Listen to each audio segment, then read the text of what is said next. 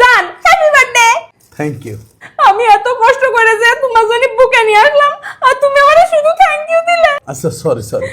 তুমি যে আমার জন্য বুকে এনেছো আমি খুব খুশি হয়েছি। আমার জীবনে পাওয়া এটা সবচেয়ে বড় গিফট। এই গিফটটা পেয়ে যে আমি কি খুশি হয়েছি তোমার ভাষায় বলে বোঝাতে পারবো না। এইবার ঠিক আছে, তোমার জন্য আরো একটা সারপ্রাইজ গিফট আছে, তুমি তো গেজই করতে পারবে না ওর মধ্যে কি আছে। দাঁড়াও আমি গিফট আছে নিয়ে আসছি। এসবের আবার কি দরকার ছিল?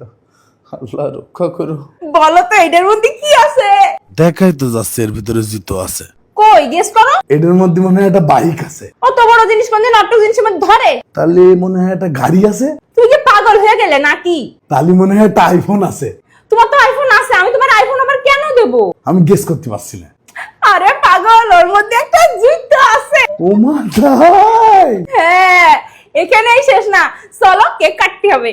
ঠিক আছে তুমি যাও, আমি চেঞ্জ করে আসি। চেঞ্জ করবা মানে?